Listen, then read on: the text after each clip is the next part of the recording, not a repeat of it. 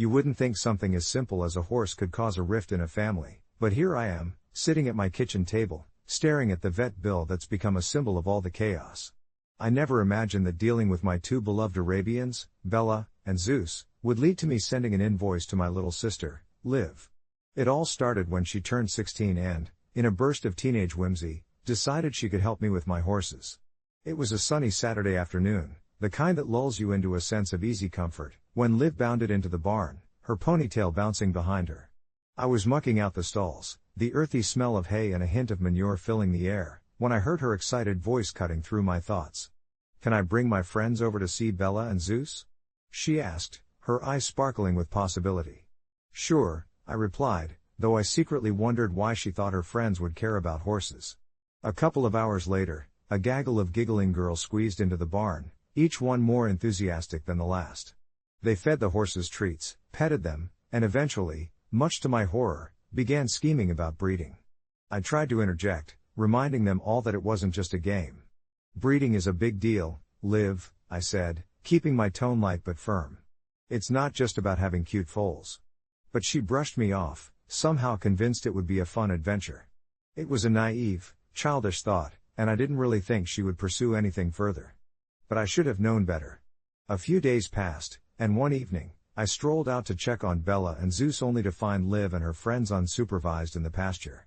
The horses were separated by a flimsy fence, and Liv stood in the center, hands on her hips, gesturing animatedly. I felt a pit in my stomach as I rushed over. "What on earth are you doing?" I nearly shouted, my heart racing. Liv grinned. "Zeus and Bella are going to have a baby," she declared, her eyes wide with excitement. "I let them out together." The realization hit me hard. What if they actually tried to mate? My mind spun with scenarios. Sure, Zeus was gelded, but my sister clearly didn't understand the implications of what she had done. I could feel every muscle in my body tense as I ushered her friends out, grounding myself in the moment, but inside, a storm was brewing. Sure enough, the next morning, Bella had a minor injury from the chaotic encounter. I watched them both for days, my anxiety gnawing at me, before finally taking them to the vet. The bill was astronomical, and as I stared at the figures, I felt my love for my sister turn into frustration. I scrawled an invoice of my own, detailing the unnecessary vet expenses. The hesitation was brutal. Do I really send this to my sister? After a sleepless night and a barrage of self-reflection, I hit send.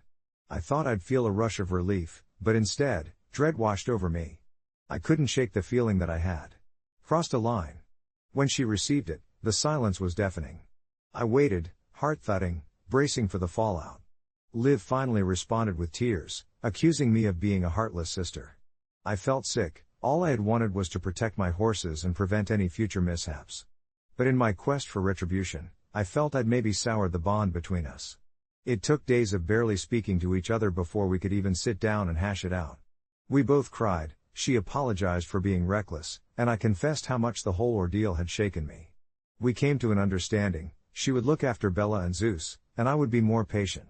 It all felt surreal, almost haunting, how a simple mishap turned a common Saturday into this ping-pong of emotions. I realized that while I might have been justified in my feelings of frustration, I could have handled it with a bit more grace. As I sit here now, sipping a cup of tea, looking out at the pasture, Liv is out there with the horses, brushing them with a focus I hadn't noticed before. Maybe we both learned something, after all. Life with family isn't easy, and it's definitely a balancing act. As for the vet bill, I now simply consider it an investment in understanding each other better, a reminder that family, like horses, might need a bit more guidance to grow. I find myself smiling as I watch Liv, a little focused whirlwind in that wide expanse of green, her tangles of hair whipping around her face in the breeze. It's almost humorous how she can draw those horses into her orbit. They seem to respond to her presence.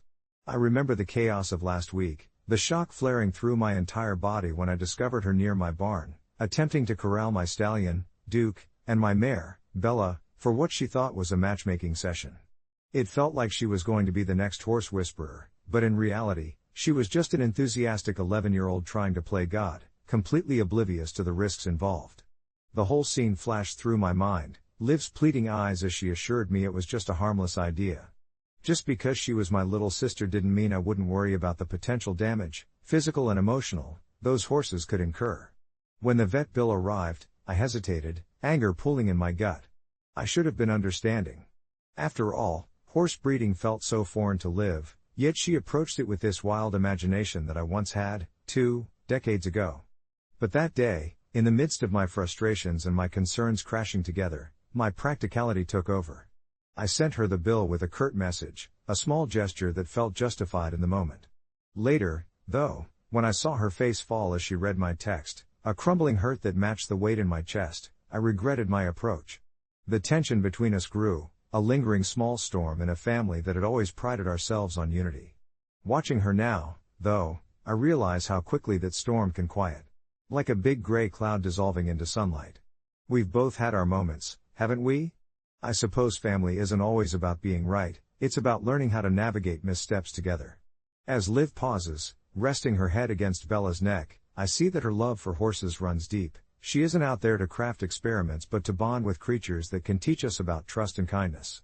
And just like that, with every brushstroke, I can feel the tension washing away, moving not only through her but through me. I think about bringing it up, the bill, how I've learned to communicate better, maybe even apologizing for my reaction, but I realize this quiet moment may speak louder than any words. Living with her, sharing these valleys of mistakes and growth, was more rewarding than I'd ever allowed myself to appreciate before. With a deeper resolve in my heart, I decide to keep our dialogue open, to be patient with her and myself as we navigate our own learning curves together. I take another sip of my tea, watching the scene before me, and I find peace in knowing that perhaps that vet bill wasn't just a cost but a bridge that had invited us closer to each other, showing that the things that strain us can also shape us. As I sat there, watching Liv methodically brush each horse with tender strokes, I felt an overwhelming sense of clarity wash over me. The sun kissed the horizon, casting warm hues over the pasture and illuminating the imperfections on our little homestead. Each broken fence post, each patch of wildflowers spilling over the edges reminded me that life itself isn't meant to be immaculate. I took another slow sip of my tea, letting its warmth seep through my fingers. It wasn't just about the vet bill anymore, it was about the lessons we often overlook when wrapped up in our frustrations. Liv might not have understood the intricacies of horse breeding, and I was once that naive too, chasing dreams with little comprehension of the weight they carried. Maybe her audacity came from a place of wonder, in wanting to connect with the horses the same way I did, a desire for closeness that I hadn't acknowledged until now. I remembered how I used to climb onto my childhood pony without a thought, dreaming of galloping free, completely unbothered by the complexities that came as we got older. The image of my little sister, wide-eyed and hopeful, trying to orchestrate her own version of magic between the horses tugged at my heartstrings. I thought of our conversations, the times we'd spoken past each other over petty squabbles. A breath of fresh air settled into my thoughts. Perhaps I had been too harsh, too quick to defend the reputation of my horses rather than embrace the sincerity of her intentions. The realization hit me that I had inadvertently shrouded her curiosity with anger, turning her unassuming questions into something heavy and laden with guilt. Watching her now, I noticed the way her lips curled gently, humming a tuneless song as she brushed. There was a quiet joy to that moment, a reminder of the innocence we often forget in this busy world. As she finished with one horse, she turned, and I caught her eye. For a moment, we exchanged an understanding smile, one that resonated louder than the silent echoes of our past miscommunications. I decided then that the time had come to change the narrative between us. After she finished with the horses, I set my tea down, absorbing the tranquility of the moment, and called out to her. "Hey Liv, wanna help me with the draft horses feed?" I asked, my voice light, inviting. There was a pause, a flicker of uncertainty in her eye, but then she nodded and brushed off her hands as she made her way over, that same spark of determination lighting her features. As we worked side by side, stirring the grains and chatting about the horses' behaviors, I felt the tension ease like a breeze clearing the winter air. It was in those simple exchanges, the laughter we shared while doing something mundane, that I learned how quickly we could bridge gaps with understanding. The vet bill, rather than the anchor weighing us down, had transformed into a compass, guiding us toward forging this newfound bond. Later that evening, as the stars began to twinkle against the twilight sky, I felt a soft warmth in my heart, a sense that we were finally on a journey together rather than as rivals in each other's lives. I wanted to hug her, to tell her how proud I was of her, and though it felt a little lopsided, I resolved to start anew. We were already plotting ways to improve the barn together, talking about equestrian lessons, the projects we could take on, and a possible trip to the local horse show next summer. Who knew Liv's venture into the world of horses could bloom into something so beautiful if only we kept nurturing it with patience and compassion. As I lay in bed that night, the sound of content horses softly neighing in the distance, I realized that family, like a good horse, might need trust, room to breathe, and a little grace. Perhaps the challenge was never about the vet bill at all, but about allowing ourselves the space to learn, grow, and certainly, love unconditionally. The phone call came out of the blue, shattering the fragile peace I had crafted for myself and my 2 young children in the years since the divorce. "He's gone," the voice on the other end faltered, and my heart sank. It was from a mutual friend, one of the few remaining ties to a man who had once been my partner before life took us down vastly different paths. The news of my ex-husband's sudden passing brought forth a wave of conflicting emotions that crashed over me like a stormy sea: anger, grief, and even remnants of love mingled with memories of the life we built together, now reduced to echoes and ghostly shadows. My children, Jason and Lily, played quietly in the living room, unaware of the turmoil brewing just beyond their innocence. What would I tell them? Should I bring them to the funeral? As the moments ticked away, I wrestled with the thought, envisioning their little faces, so full of curiosity and imagination, grappling with something so profound as death. Eventually, I made the decision: they needed to see their father, even if it was just a final goodbye wrapped in an unfamiliar wrapping of grief and closure. On the day of the funeral, the autumn leaves fluttered to the ground, painting a poignant backdrop of gold and crimson. The church, its steeple rising into the gray sky, seemed to absorb the sorrow unfolding within its walls. I held both of their small hands as we walked through the heavy wooden doors, the hushed murmurs of relatives and friends swirling around us like fog. I could feel Jason's grip tighten, his eyes darting nervously at the sight of people dressed in black, while Lily, blissfully unaware, kept asking where her daddy was. My heart ached at that innocent question. Would it be too much for them? Would they understand why we were here? But I swallowed my doubts, reminding myself that this was as much a part of our story as the laughter we had shared. We took our seats near the front, my heart racing as the service unfolded. Each word felt like a weighted stone dropping into the pit of my stomach. Echoes of memories, both painful and beautiful, reverberated in my mind, weaving a tapestry of our shared past. The moment we stood to say our final goodbyes, it became harder. Jason leaned against me, his small shoulders shaking with suppressed emotions, while Lily reached up, eyes wide and confused, asking in a hushed voice why everyone was crying. I knelt beside her, trying to explain, but my voice caught in my throat as I remembered the last time he had held her. In that frail, intimate moment, I was struck by a pang of guilt. Was I cross-building grief for my daughters? Or was this a brave moment for them, an opportunity to learn about loss and love in its most raw form? As we placed flowers on the casket, the scent mixing with the damp air, I felt a blend of sorrow and relief. Through the pain, I saw a flicker of resilience in their eyes, a silent acknowledgement that we had each other, bonded by our grief but steadfast against the storms beyond. The funeral was a long-awaited clarity, an intricate knot being untied slowly but surely, and I couldn't help but feel a sense of closure. When it was done, and we stepped outside, the sun broke through the heavy clouds, casting a warm glow on our faces like a quiet blessing.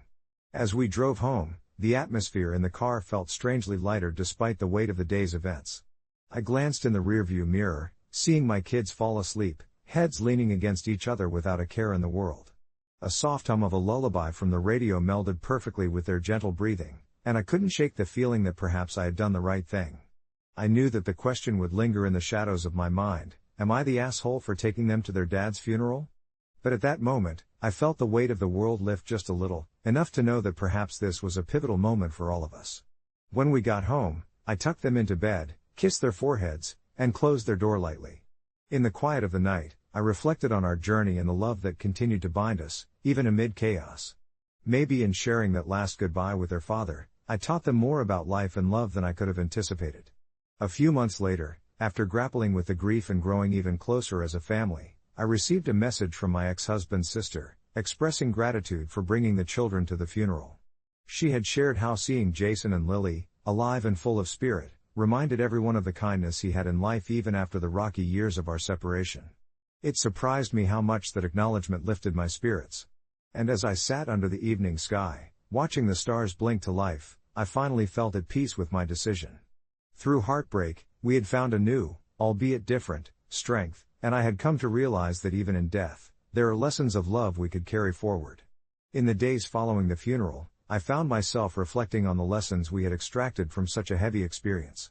The gray clouds still lingered, but they had dulled, and the sun had begun to peek through them, offering a tender warmth I hadn't felt in months. Jason and Lily seemed lighter, too, their laughter echoing through our home like notes of a sweet melody that I had forgotten existed. We often held impromptu dance parties in our living room, twirling around to songs we'd collectively chosen, diving into that blissful state where worries melted away. It was during one of these dance-offs that I looked down to see their wide, carefree grins mirrored in my own, and at that moment, I realized how profoundly their father's passing had transformed our lives. What I had originally feared would unravel the fragile stitchwork of our family, his absence, was, against all odds, stitching us closer together.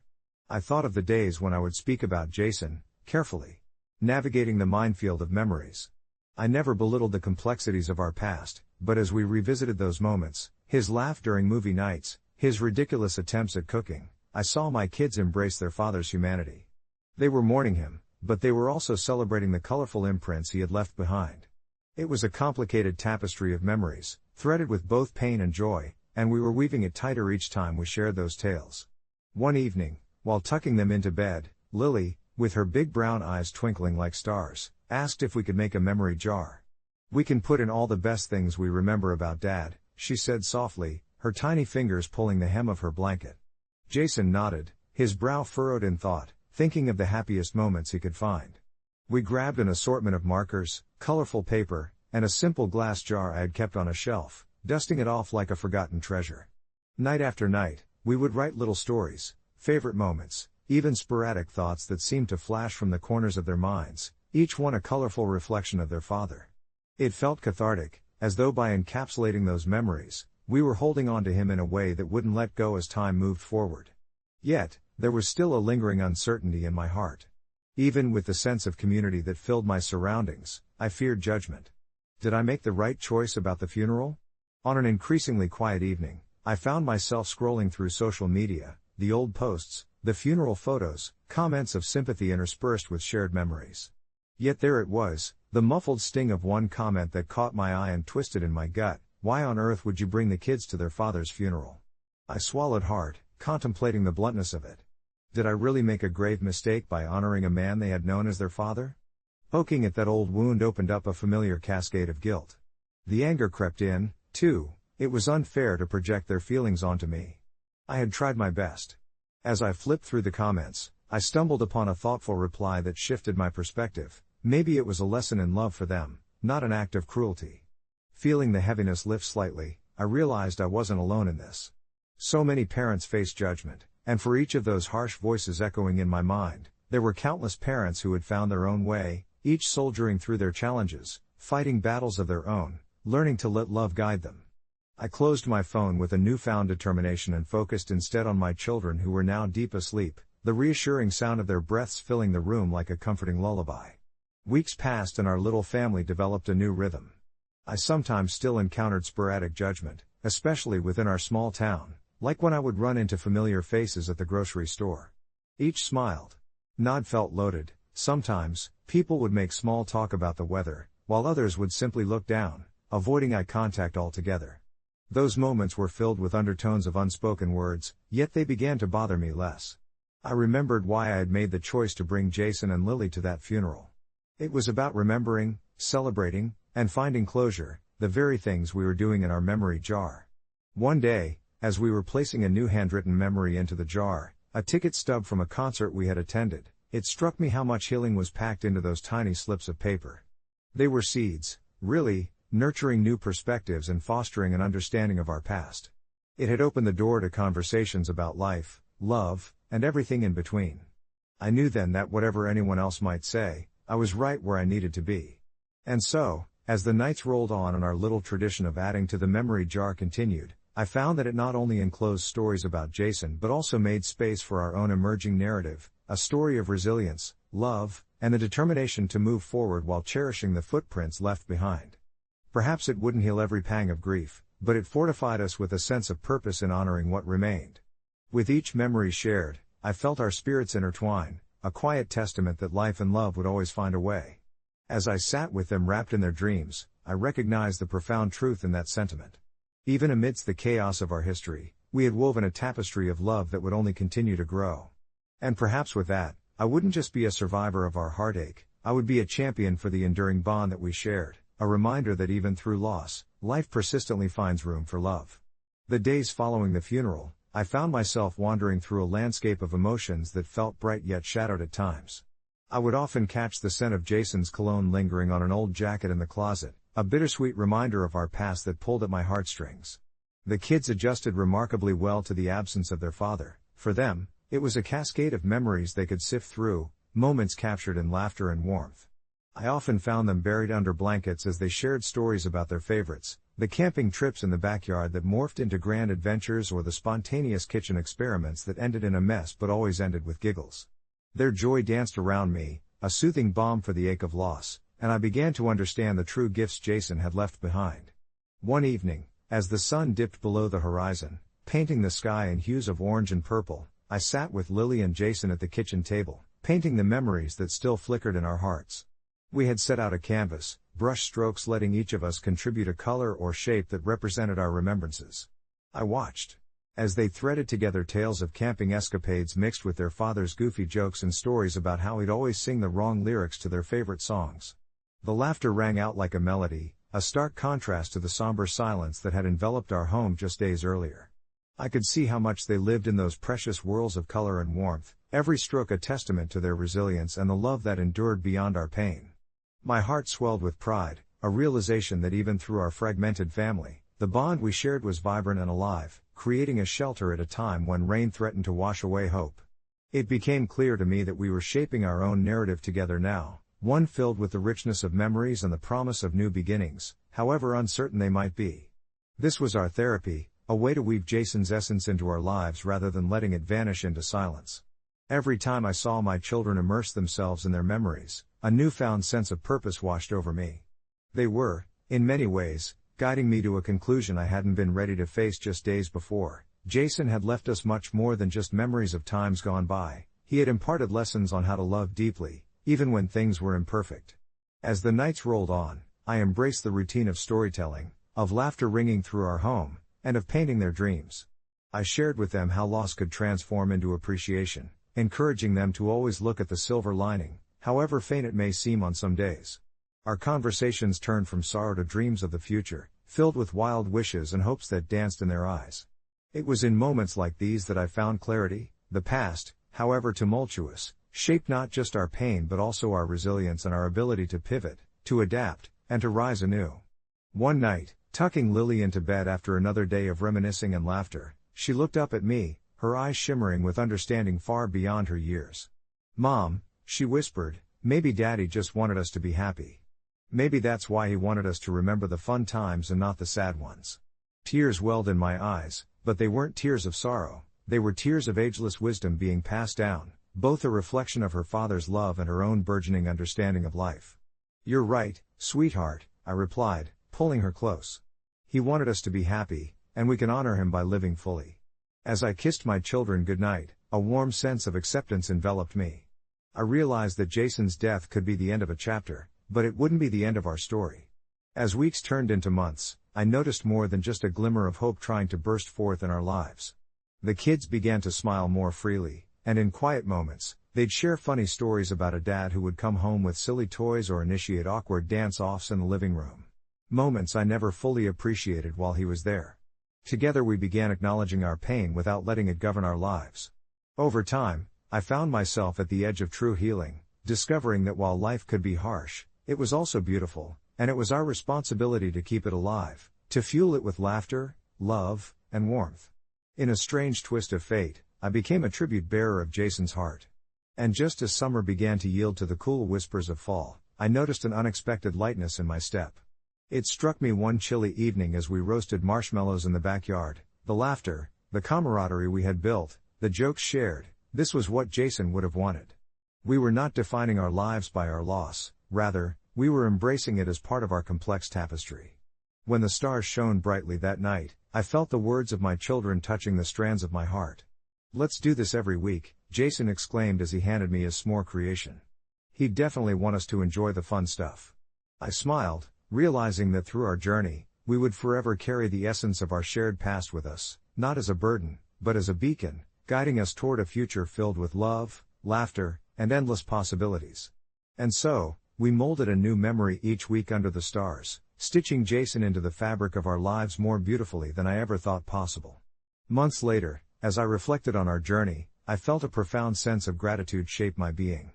Life, I concluded, like love, is an evolving narrative, an intricate dance of letting go and holding on. A few friends had reached out tentatively since the funeral, offering their condolences while hesitantly questioning my choices, but I found comfort and pride in my decision to bring the kids. It solidified our legacy and illustrated to my children the importance of accepting life's dual nature, both its joys and sorrows. With every memory painted and every moment shared, we were crafting a life that resonated not just with happiness but with an understanding that love endures, transcending even the hardest of goodbyes. And in that realization, as I moved that evening to snuff out the small fire in the backyard, I whispered a quiet promise into the night. Our future would be colored with the hues of hope, courage, and unwavering love, welcoming all the joy that life dared to send our way. It was a quiet evening, the kind where the dim light of my living room felt a little too intimate for a solitary life, and I sat down to scroll through the endless feeds of social media, half-heartedly looking for something to entertain my weary mind when I stumbled upon an article titled "Nearly Half of U.S. Adults Say Dating Has Gotten Harder in the Last 10 Years." Curious and slightly amused, I clicked on it, my heart sinking a bit as a flood of familiar sentiments washed over me: frustration, loneliness, and an overwhelming sense of nostalgia for a simpler time.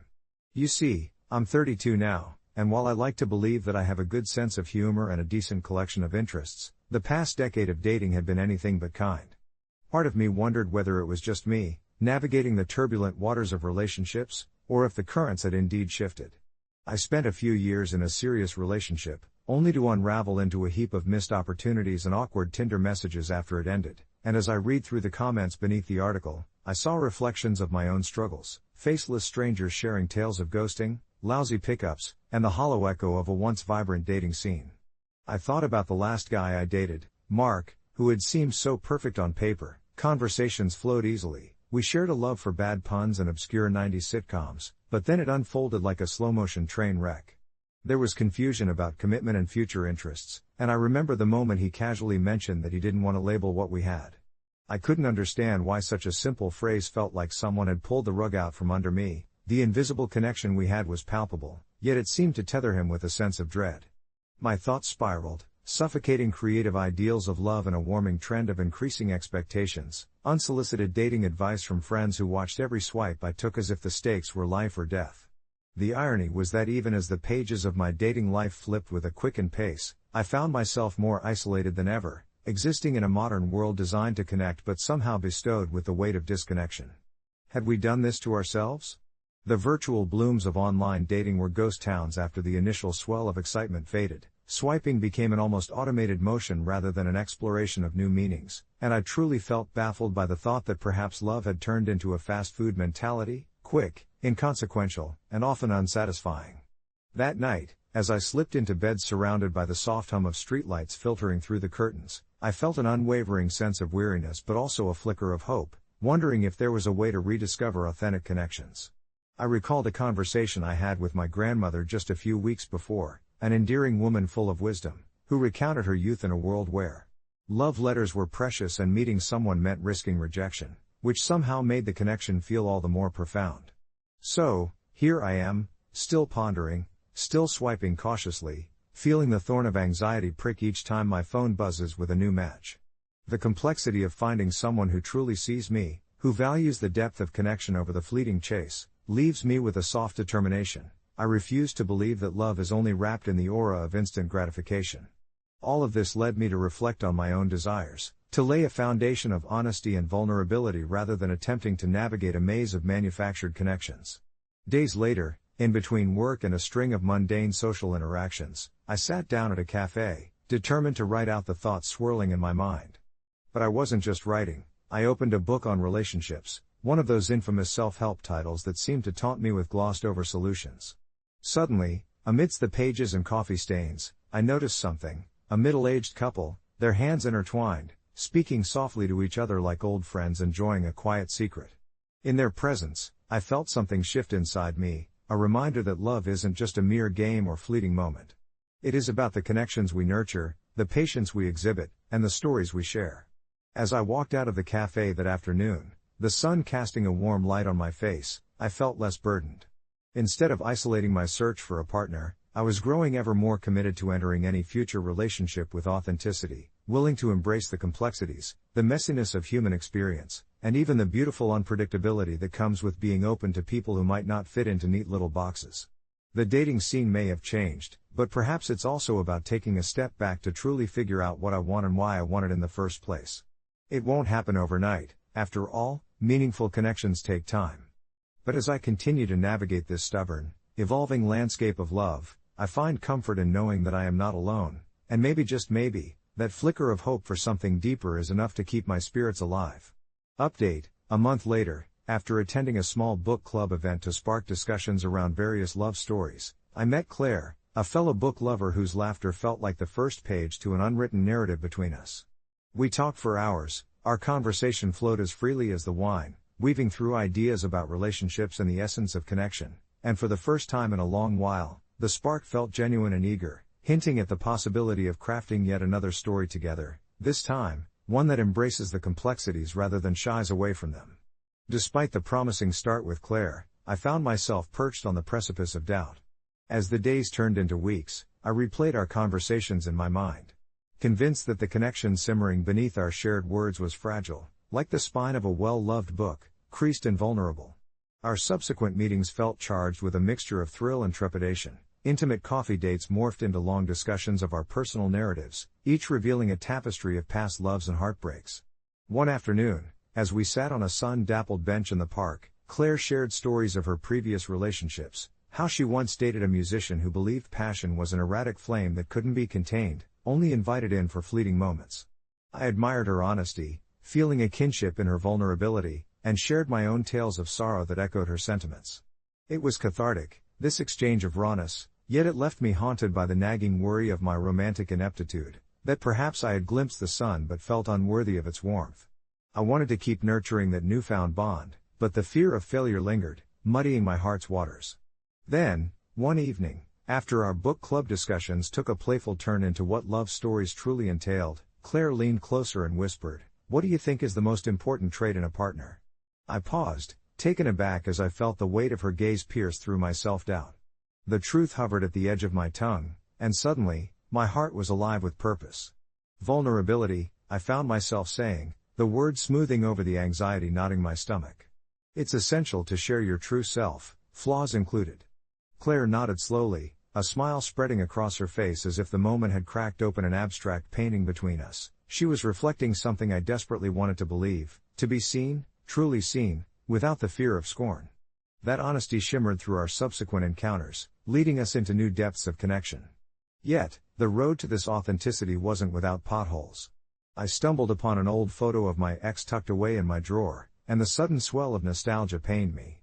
I recalled the late-night texts, the joy we once shared, the way it all crumbled into misunderstandings and silence. That evening, with the remnants of our last date swirling in my mind, I found myself hesitating to message Claire, afraid that shadows of my past would taint what we had begun to craft. But the next day, I took a deep breath and reached out, asking her to talk over dinner. The moment I saw her smile, the tension in my chest eased just a little. I found myself sharing everything, the memories that haunted me and the way they colored my perspective on this new chapter. Claire listened, her compassionate eyes never wavering, and by the time I finished my story, I felt light, as though I had released a hidden weight. To my surprise, she opened up about her own past experiences, revealing troubled relationships that led to her insecurities, finding refuge in her love for literature that allowed her to escape. As she shared her truth, a sense of warmth enveloped us, binding our stories together and creating a safe harbor where vulnerability flourished. From that point on, we agreed to navigate our relationship as readers of an unwritten book, one where each chapter would be approached with honesty and mutual respect. Yet, as much as our connection grew stronger, I couldn't shake the feeling of inevitable change. It felt like waiting for the last page to turn. About a month later, as we strolled together through a local art fair, I sensed a shift. The air around us brimmed with anticipation. Claire paused before a canvas, her eyes captivated by the swirling colors. I watched as her expression transformed, finding beauty in the imperfections of the artwork, and suddenly the words slipped out, unplanned, "I'm falling for you." As soon as I said it, I felt my heart seize in desperation, but she turned to me, eyes wide with surprise, and then a grin spread across her face. "Good," she replied, her voice steady. "I think I might be falling for you, too." The palpable tension melted away as we stood together in that moment of shared revelation, our fears surrendering to the joy of the honesty we had forged, a connection that no longer felt like a fragile parchment but a tapestry rich with color and texture. As we moved from the art fair to the quiet of a nearby coffee shop, I couldn't help but feel the weight of my earlier concerns transforming into hope. Seating ourselves at a small table nestled in the corner, I looked into Claire's eyes, thinking how this moment felt like a new, thrilling chapter of our story.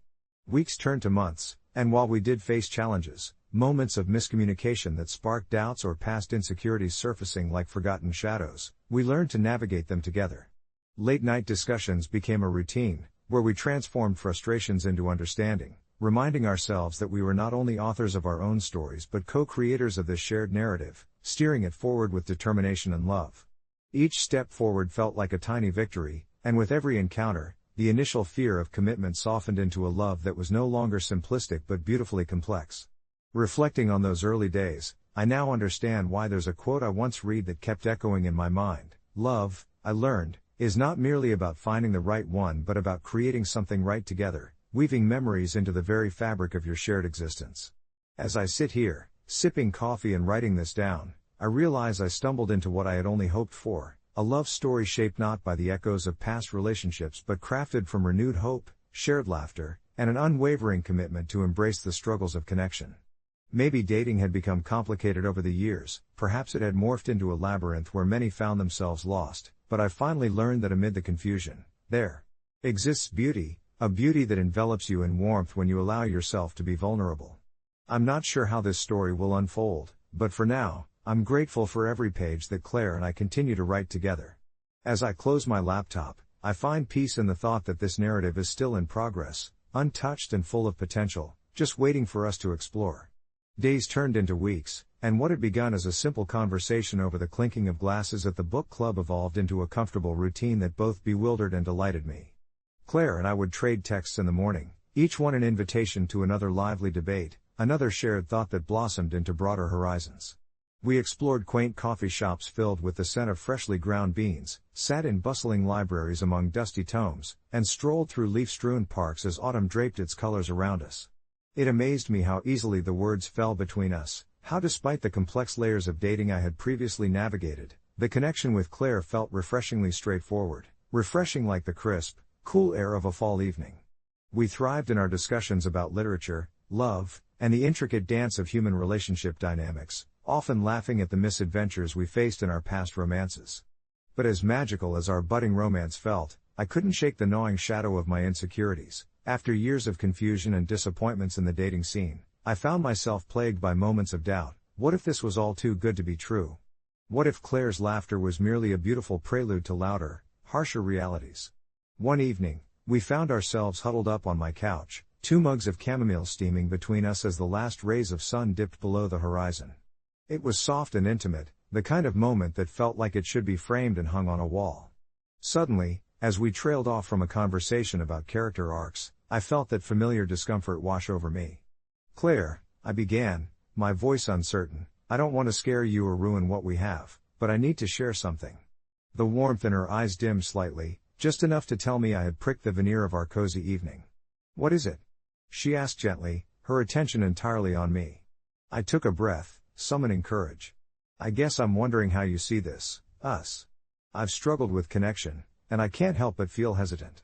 What if I mess it up?" A moment of silence stretched between us, and I held my breath, weaving through my fears and waiting for her response.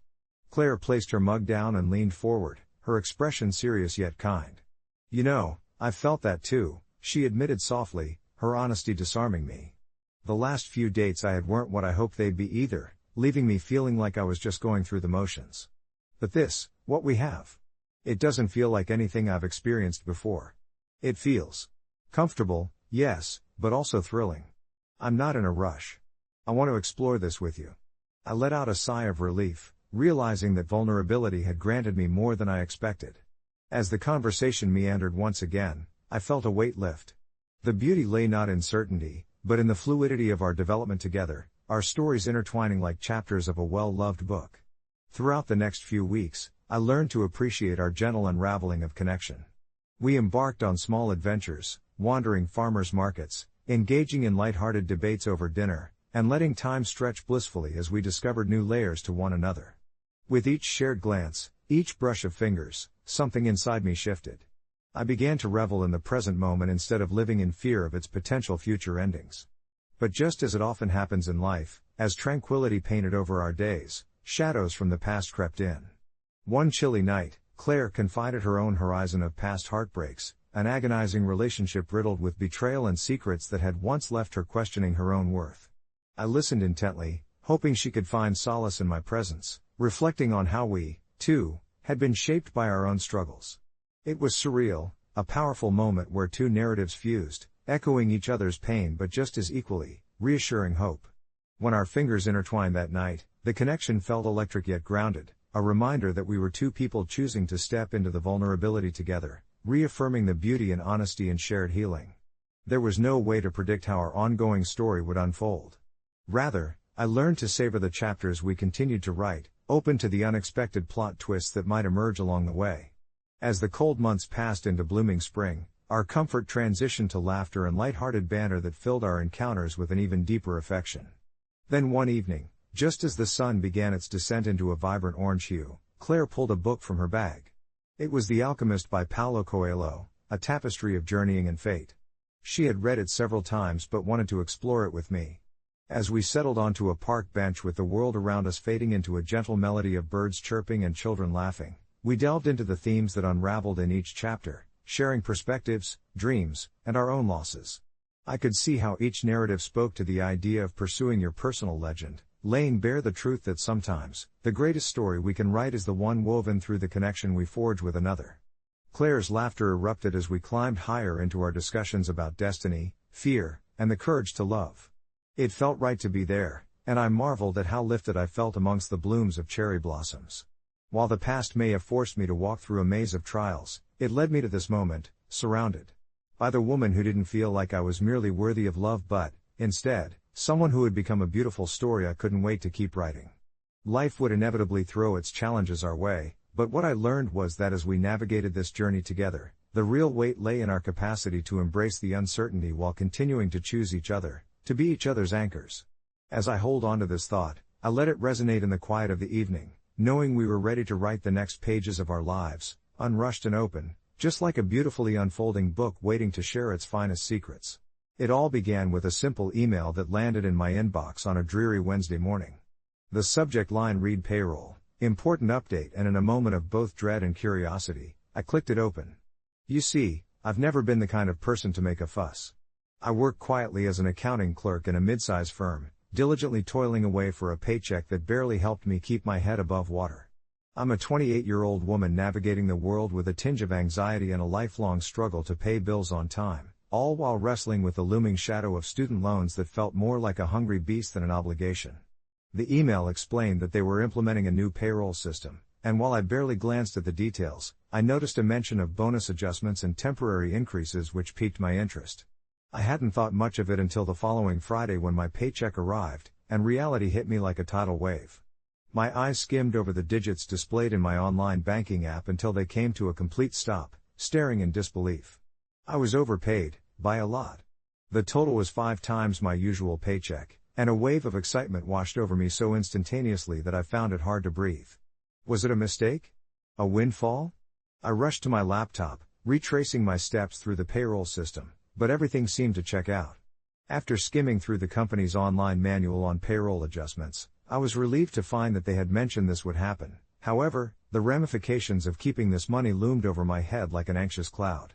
For the first few days, I couldn't deter the bliss that came with being suddenly affluent. I treated myself to my favorite meals, replaced my sorely lacking wardrobe with outfits that made me feel like a new woman, and even allowed myself a weekend trip to a quaint little cabin by the lakeside where I could finally breathe away from my work. Each indulgence felt bittersweet, a thrilling escape from my grind, tempered with guilt for indulging in what felt like ill-gotten gains. As the weeks passed, I wondered how long I could keep this up. Each paycheck became a new thrill in the world of possibilities. I cleaned my apartment, nurtured plants that previously hung on the brink of life, and took my friends out for drinks that ended with uproarious laughter echoing against the bar walls, their expressions of glee making every decision feel justified. But clouds of dread hovered closely nearby. Thoughts of consequence gnawed at my insides during the quiet moments at night, where I lay restless, the weight of the secret driving a wedge between my high spirits and reality. I convinced myself I had no choice but to keep the facade, that it was too risky to report the glitch. After all, I had never even stepped foot into the town hall of corporate policy. I was there to do my job, not to interpret the rules. All it would take was one slip, one whispered word about my newfound fortune, and I could find myself not only out of a job but embroiled in a terrible situation that I wasn't prepared to navigate. Months passed, I found myself submerged in this intricate web of deceit, mingling pleasure with a hefty splash of paranoia. The anxiety thickened each time payroll day came around, and the thought lingered, gnawing at my thoughts like a mouse in the night. I could feel the ultimatum building, bringing the reality crashing down until one afternoon while sitting at my desk, I was blindsided by an urgent email marked important notice which sent my heart racing. It was a request from HR, calling a company-wide meeting to discuss payroll discrepancies. The words swirled around in my mind like confetti thrown into the air before crashing to the ground as a harsh truth settled in. They knew. They must have confirmed the miscalculations, ran their audits, and deduced I was likely involved. My stomach churned, and I felt the icy grip of despair tighten around my chest. The realization hit me hard. I had grown so used to my false safety blanket of extra funds that I couldn't even begin to imagine relinquishing them now, the very thought terrifying me into frozen paralysis. The day of the meeting arrived with a clarity that I wished I could escape. Standing in front of my colleagues, I felt like an imposter, bound by the walls of my own constructed greed. The HR manager explained the error and expressed their process for rectification, but a strange anticipation filled the room, as eyes darted back to my direction.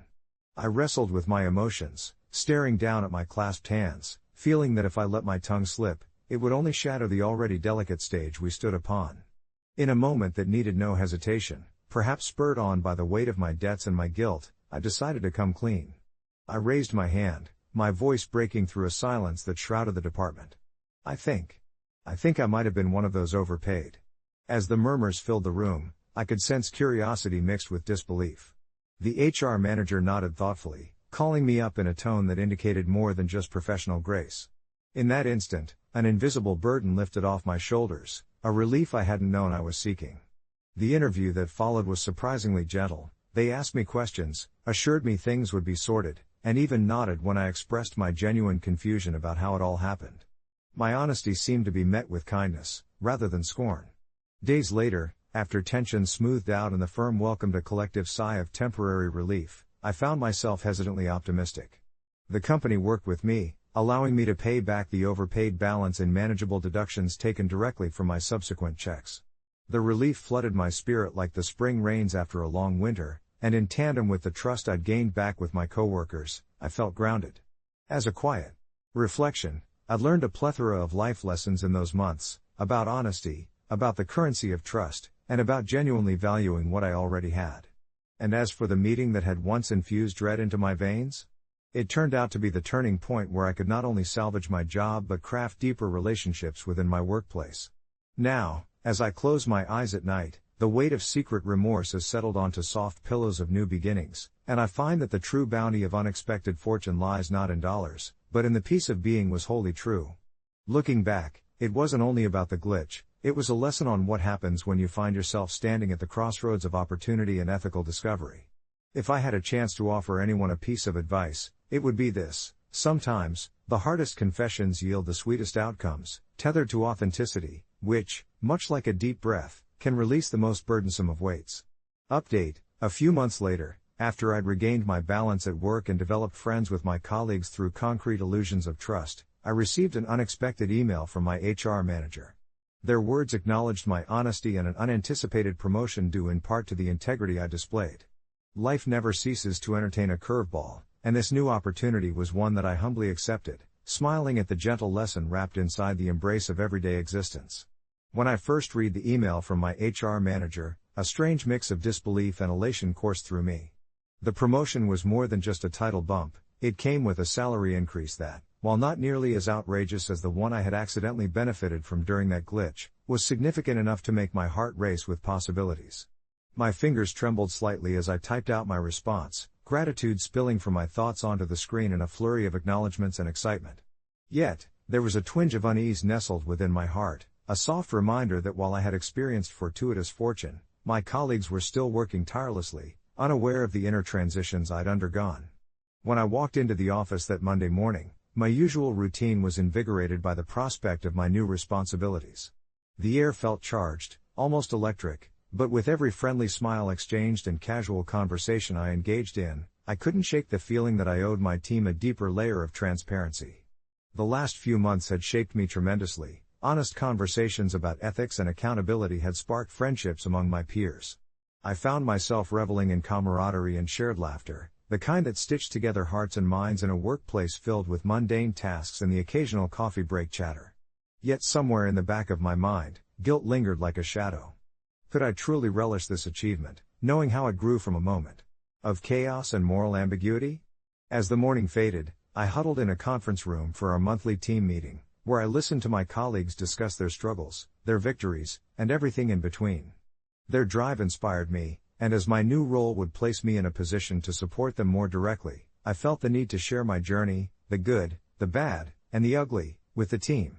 At the end of the meeting, as the group wrapped up with a round of thanks and recognition, I cleared my throat, the hesitant silence punctuated by the shifting in chairs.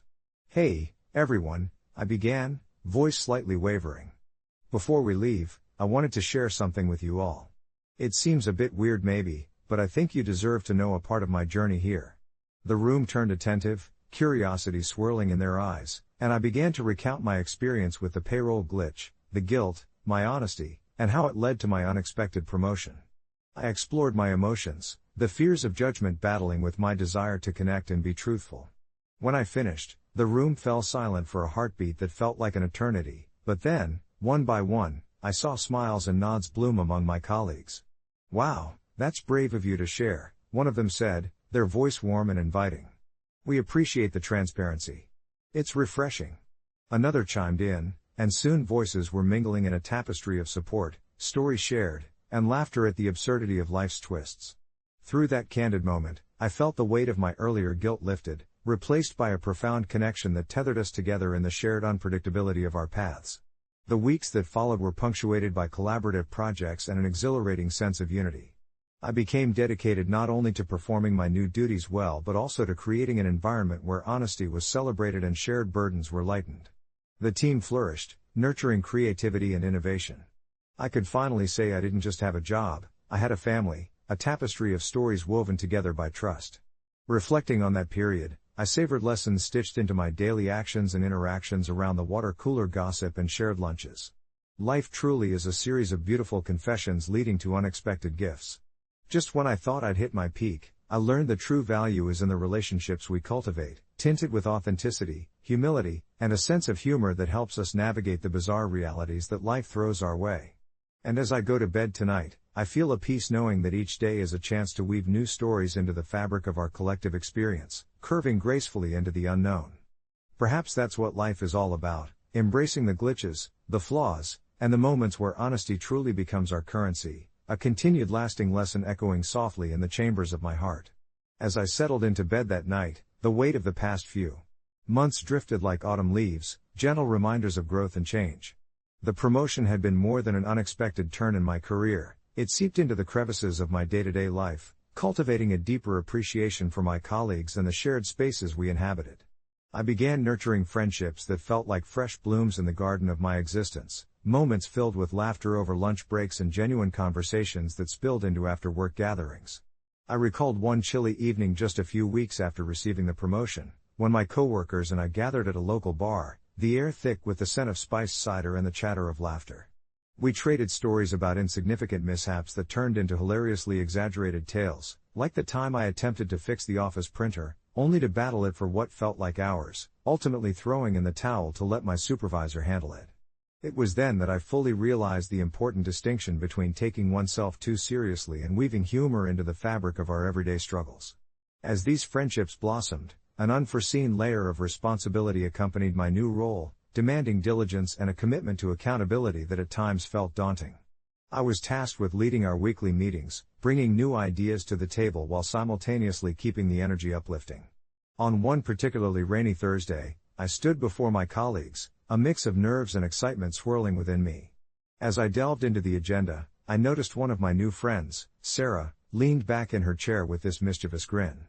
In that moment, I took a breath, recalling the previous turmoil I'd endured, and slipped into the comfort of authenticity that had served me well in the past. I turned the meeting into a collage of brainstorming, encouraging everyone to toss wild imaginaries into the bowl, and with every idea tossed about, it felt as if we weren't just colleagues anymore, we were a chorus, blending our distinct harmonies into a melody of creativity. However, not long after, an interesting dilemma nudged at the corners of my happiness. Rumors swirled through the office about impending layoffs that left many in a cloud of anxiety. It was gut-wrenching to watch as stress drained the light from our vibrant discussions, replacing it with somber whispers. I couldn't ignore the creeping sense of dread that accompanied these conversations, and soon found myself in the break room, cooking up an idea to diffuse the tension. With a heart full of hope, I organized a day of gratitude, inviting everyone to share things they appreciated about their roles, whether it was the comfort of our shared coffee mugs, a favorite project, or even an early Friday wrap-up, the simplest joys that framed our work life. That day unfolded like a soft unfurling cocoon, as laughter replaced anxiety. As the room filled with genuine appreciation for one another, I felt the intertwining threads of community tighten around us, forming an unyielding bond against the uncertainty that loomed outside. In this peculiar patchwork of existence, I also confronted the inevitable feeling of vulnerability that lay in expressing gratitude. I learned just how important it was to acknowledge our fears and challenges, but alongside them, the shimmering possibilities that friendship and camaraderie could nurture. Reflecting on this experience as I settled back into bed that night, a glimmer of realization poked through my usual snuggles of comfort. Life, in its erratic brilliance, had brought about transformations not just in my career, but in the heart of who I was becoming. I smiled at the echoing lesson. Embracing uncertainty became far easier when shared with a circle of laughter and warmth. And as the time dripped away into the stillness of the night, I understood that the essence of my journey hinged on this idea: by owning our stories, glitches and all, we weave ourselves into the bigger tapestry of existence, healing within every shared confession and uplifting each other through every curveball life throws our way. I never thought I would find myself in a situation that led me to question my own morals over something as simple as a dog and a few disgruntled neighbors, but life has a curious way of throwing challenges our way when we least expect them. My name is Sam, and I've lived in the same cozy house at the end of Maplewood Street for just over 5 years. It had always been a peaceful neighborhood, one where the biggest concern was whether Miss Thompson's hydrangeas would bloom in time for her garden party, rather than petty squabbles or disputes. My trusty companion, Bella, a golden retriever with an insatiable curiosity, quickly became a favorite amongst the neighbors. She possessed an innate ability to brighten the bleakest of days, her joy was infectious, and her gentle nature made her an ideal friend not just to me but to everyone around. However, a recent encounter had left me wrestling with doubt. Had I crossed a line by allowing Bella to handle things her way? One evening, after a long day at work where the creaking of office chairs and flickering fluorescent lights had drained my energy, I decided to take Bella out for her usual evening run in the backyard. The sky had started to shift into softer shades of pink and orange, and the chirping of crickets began to fill the air, creating the perfect setting for a little relaxation.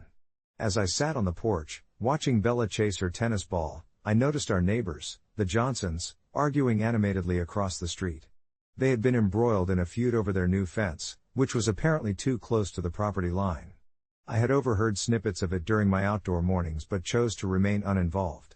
Those moments of rivalry never seemed to disrupt the usual tranquility of our community, until this particular night. Suddenly, Bella, intrigued by the commotion, stopped mid-chase, her ears perked up, and in a heartbeat, she dashed towards the Johnsons, barking excitedly as she approached. I could see that her spirited barks caught the attention of both the Johnsons and the other family involved in the argument. For a moment, I thought of calling her back. She could either brighten the situation or distract them further.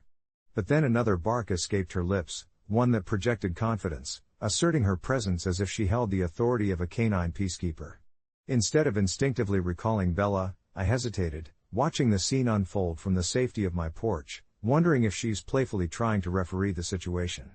And just like that, things took an unexpected turn. The Johnsons turned their frustrated expressions into amused ones, laughter emerging between their vehemence as they observed my dog prancing confidently around them, seemingly oblivious to their spats.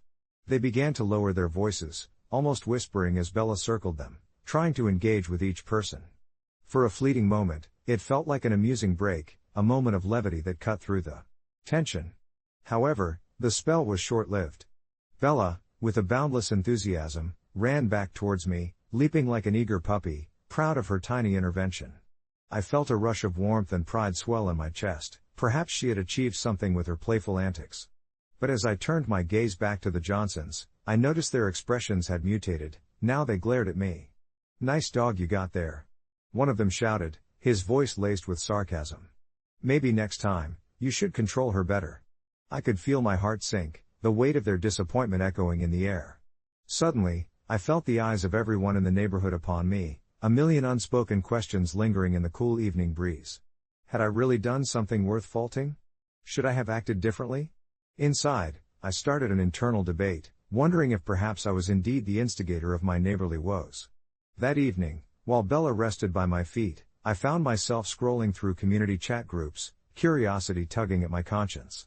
Other residents had chimed in, seemingly discussing the need to reprimand Bella, a dog not only meant to protect but also to be a disruptor of harmony.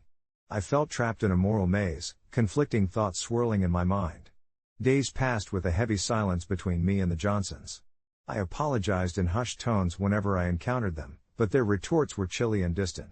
I can't describe the unease I felt each time Bella barked, looking up at me with her bright eyes, as if asking me to send her after the neighbors once more. Eventually, my anxiety morphed into anger, not towards the Johnsons but at myself. I had wanted to keep the peace, yet now I was left feeling like a villain in my own home, culled by a series of decisions made out of impulse rather than malice. I couldn't shake off the question that lingered inside my mind: am I the asshole for not recalling my dog when she chased my neighbors off my property? In the days that followed, I grew more reflective. I realized how easy it was to get caught up in the perceptions of others, leading me to slowly let go of my guilt. Bella was innocent in all this, an unwitting participant in a human conflict that had spiraled beyond playful barks.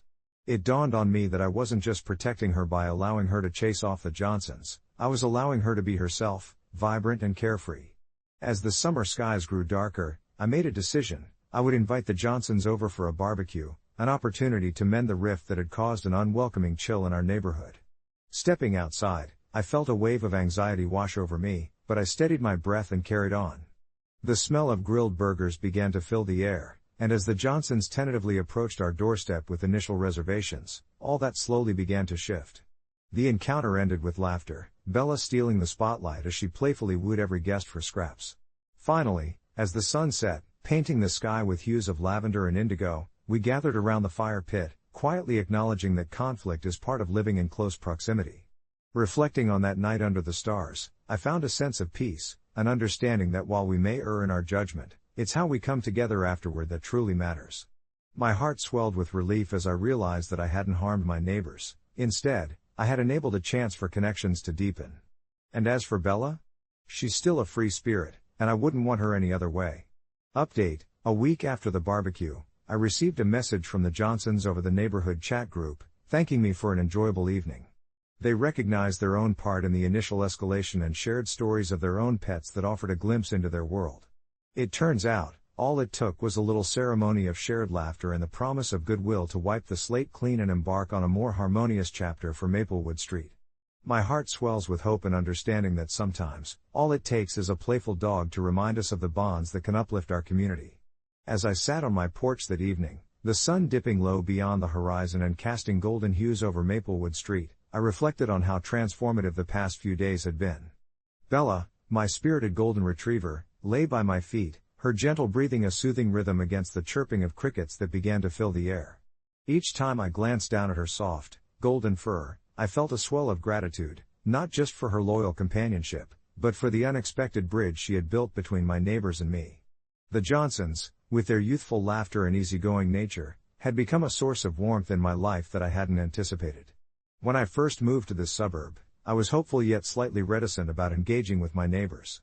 After living in a busy city for years, where the sounds of traffic drowned out the feeble attempts at community greetings, I was unaccustomed to the warmth that now blossomed around me.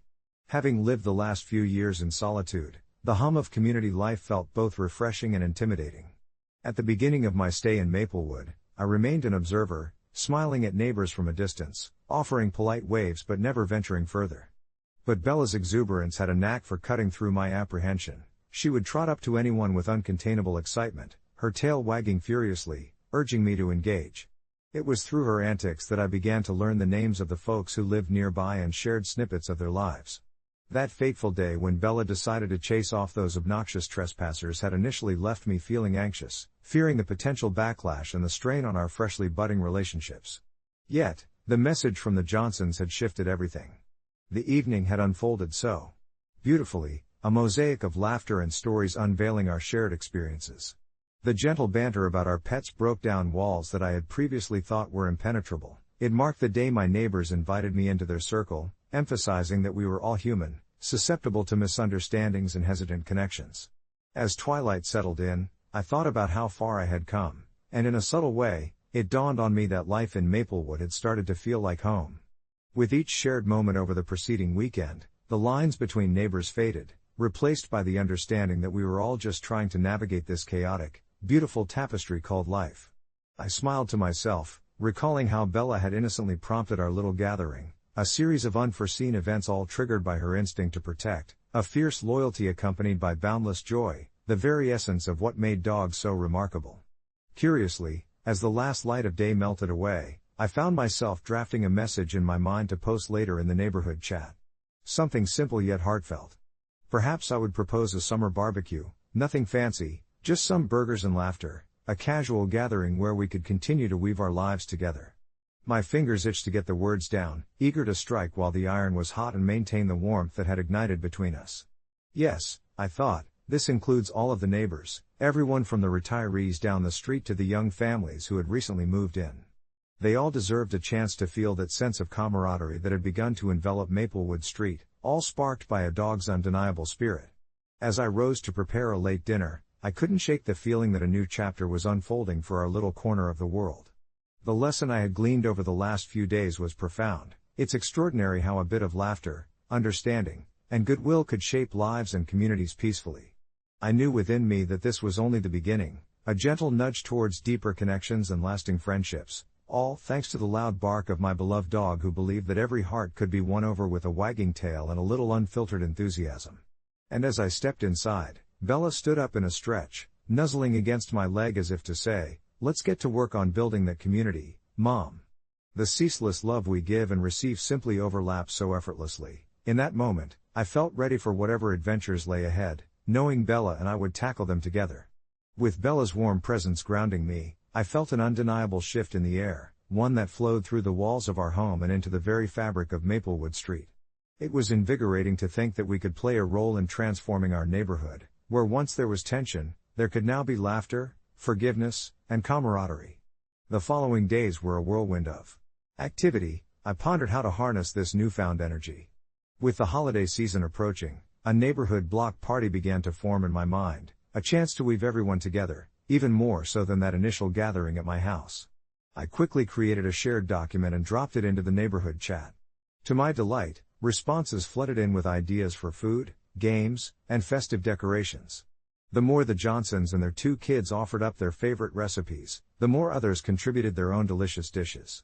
It felt like we were collectively crafting a feast that would tell the story of Maplewood Street, encompassing all of our backgrounds and cultures, with Bella's joyful spirit leading the way. As preparations progressed, Bella became my little assistant.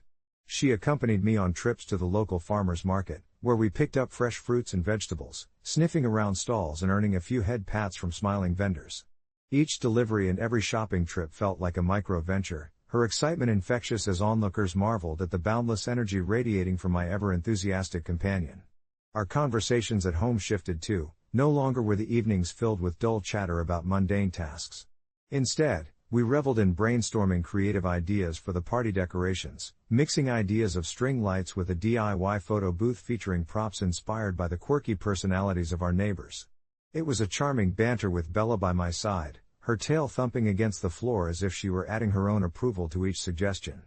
Then came the big day of the block party. Warm sunlight spilled across the street as laughter and hustle filled the once empty spaces.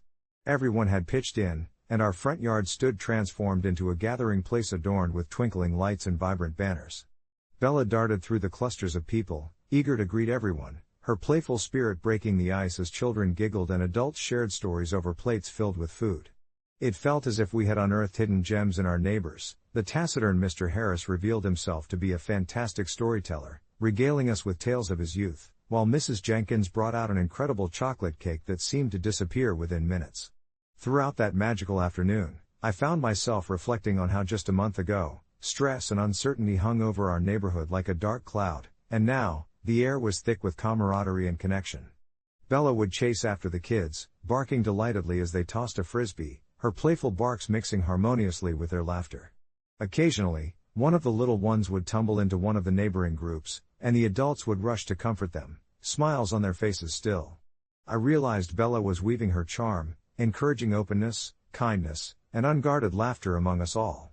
As dusk approached, an impromptu circle formed around a fire pit, illuminated by the soft glow of lanterns hanging from above. The warmth of the flames complemented the connectedness that blossomed around me, forging bonds between families and thoughts of future gatherings already swirling in the air. By the time the last glow of the sun dipped behind the horizon, I caught sight of Bella nestled comfortably in my lap as we wrapped up the evening, her breath deep in content. A gentle peace enveloped me. It dawned on me that community is born from simple gestures. It is about being present for each other and willingly sharing our lives. Who would have thought that one chaotic chase, followed by a knock on all our hearts, would lead us here?